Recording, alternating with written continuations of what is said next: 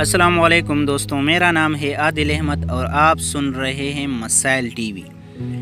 تو دوستوں، دوسرے ہی لمحے ایک بجلی سے جیسے چمک جاتی ہے، کمانڈو نے اچھل کر سب سے پہلے دہشت گرد کے گردن اپنے شکنجے میں جگڑی تاکہ وہ کوئی آواز پیدا نہ کر سکے، اور سیدھے ہاتھ میں پکڑا ہوا چاقو سامنے سے اس کے دل میں اوپر تلے 4 مرتبہ گھونپ دیا۔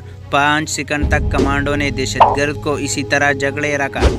جب اس کا بدن ڈھیلا پڑ گیا تو اسے آہستہ سے زمین پر گرا دیا۔ یہ بھارتی دہشت گرد بھی اپنے عبرتناک انجام کو پہنچ چکا تھا۔ کمانڈو اسے ایکشن کے بعد تیزی سے ایک طرف غائب ہو گیا۔ پہرا دینے والے تیسرا دہشت گرد جہاں آہستہ آہستہ ٹہل کر پہرا دے رہا تھا، وہاں اندھیرا تھا۔ درختوں کی وجہ سے وہاں چاند کی پھیکی روشنی بھی نہیں آ رہی تھی۔ یہ دہشت گرد سگریٹ پی رہا تھا اور کسی وقت گنگنانے لگتا تھا۔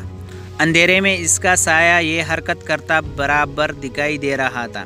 اپنے تیسرے کمانڈر نے اسے سائے پر نظر جمائی ہوئی تھی۔ اس کی آنکھوں کی پتلیاں اسے سائے کے ساتھ ساتھ حرکت کر رہی تھی۔ جیسے طرف دہشت گرد کا سایہ حرکت کر رہا تھا، اس طرف اپنے کمانڈو کا سایہ بھی حرکت کر رہا تھا۔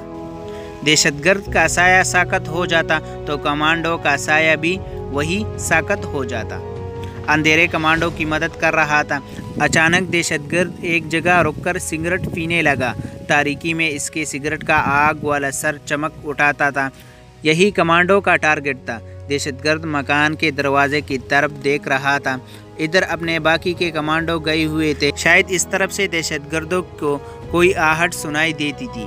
تیسرا کمانڈو چوکنا ہو گیا۔ یہ بات خطرناک ثابت ہو سکتی تھی۔ اگر وہ کسی کو آواز دیتا ہے تو ان کا آپریشن ناکام ہو سکتا تھا۔ کمانڈو پارٹی کو خاموشی اور رازداری سے دہشت گردوں کے سر پر پہنچ کر انہیں فرار ہونے سے پہلے ہلاک کرنا تھا۔ دہشت گرد کے خفیہ ٹھکانے کی جانب سے ایسی آواز آئی جیسے کسی نے درخت کی ٹہنی توڑی ہو۔ یہ آواز اپنے کمانڈو نے بھی سنی۔ دہشت گرد نے یہ آواز سنتے ہی سگریٹ پھینکا اور اسٹین گن سنبھال کر مکان کی طرف بڑھا۔ اب اپنا کمانڈو رک نہیں سکتا تھا۔ جیسے ہی دہشت گرد نے قدم اٹھایا، کمانڈو نے پیچھے سے اس کے اوپر چھلانگ لگا دی۔ کمانڈو ٹریننگ سینٹر میں انہیں صرف دشمن کے اوپر چھلانگ لگانے کی تربیت نہیں دی گئی تھی۔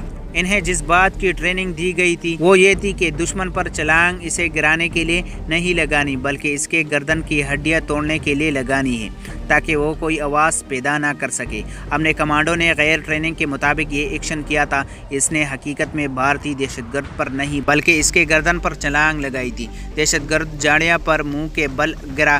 وہ آواز نکالنا چاہتا تھا لیکن آواز کے نکلنے سے پہلے اس کے گردن کی ہڈیاں 2 جگہ سے ٹوٹ چکی تھی۔ اپنے کمانڈو دہشت گرد کے ساتھ ہی جاڑیوں پر گرا تھا مگر وہ اٹھا نہیں۔ اسی طرح دہشت گرد کے اوپر جاڑیوں پر پڑا رہا۔ اسے بہت جلد احساس ہو گیا کہ وہ زندہ نہیں بلکہ کسی مردے دہشت گرد کے اوپر پڑا ہے۔ دہشت گرد مر چکا تھا۔ اپنے کمانڈو کے بازو کا آہنی شکنجہ ابھی تک دہشت گردی کے گردن میں تھا۔ اس وقت پھیکی چاندنی والے سنسان جنگل کی رات کے فضا میں ایک پرندے کی مدھم سی آواز بلند ہو کر غائب ہو گئی۔ یہ اس کے پارٹی کمانڈر شیر خان کا سگنل تھا کہ دیر کیوں کر رہے ہو، فوراً ٹارگٹ کے اب کی اسپاٹ پر پہنچے۔ تیسرے کمانڈو نے اپنا بازو مرداش دہشت گردی کی گردن سے نکالا، اسٹین گن اٹھائی اور جھک کر تیزی سے دوڑتا ہوا درختوں کی ایک خاص سمت کو غائب ہو گیا۔